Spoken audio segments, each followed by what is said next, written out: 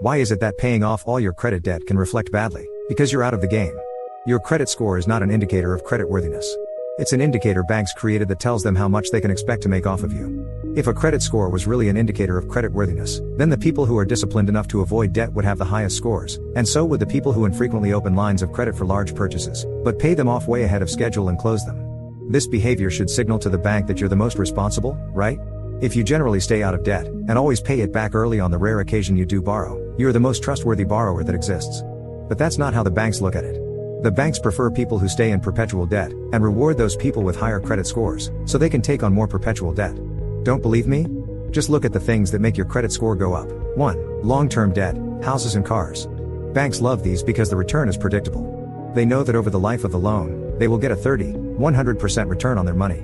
2. Carrying balances on credit cards. Banks ideally like to see 30% of your limit carried month over month on a credit card. Carry more than that and you're considered a risk. Carry less than that, and they penalize you for not using enough. They want you to stay in the sweet spot where your spending and interest are predictable, because that's where they make the most money with the least risk. 3. Running a card up every month, paying it off in full, then repeating the same behavior the next month. Banks love these people too, because they're a predictable low-risk revenue source. The bank is making less money on interest, but more money on the fees charged to merchants. Less risk plus more income equals happy bank.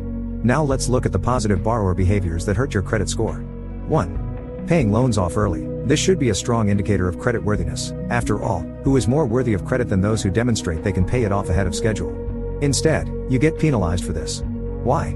Because the banks aren't making as much as they expected to when they gave you the loan. 2. Having credit cards but never using them. If you don't buy things on credit, and only even have a credit card for an emergency, this too should tell banks that you are responsible and can be trusted above all others. Instead, they penalize you for this. Your credit score is reduced because the banks know they aren't going to make much money off you. 3.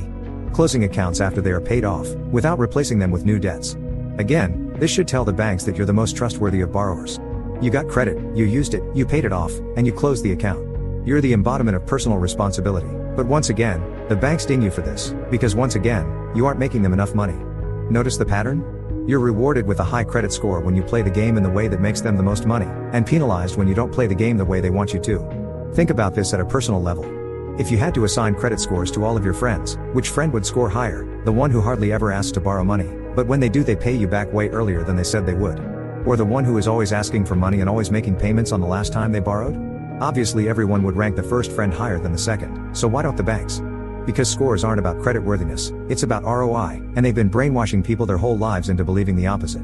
I'll leave you with one final observation. This is an actual photo of my credit scores. Yep, all zeros. I have no debt. No credit cards, no auto loans, no mortgages, no debt of any kind. At one point I had a high credit score, and as my income increased and I started paying everything off, I watched it drop. No late payments. No defaults. Perfect payment history. Just paid everything off ahead of schedule and closed the accounts. Yet today, a lot of banks wouldn't lend to me. Despite having all of the elements that should indicate I'm about as safe of a bet as one could make, including owning more than one home outright, some land, multiple vehicles, and plenty of cash on hand, they don't care. When you aren't playing the game the way they want you to play it, they put you in the penalty box. Meanwhile, they'll give a friend of mine an 800 plus credit score even though he makes a fourth of what I make, has no assets that he doesn't owe a bank money on, and has more than $1 million worth of debt. Why? Because he's a cash cow for the bank. He's playing the game exactly the way they want, and they reward him by giving him more opportunities to be in debt and make them more money. It makes perfect sense when you understand what their goals are, and what a credit score really is. It's not an indicator of your credit worthiness, it's an indicator of profitability.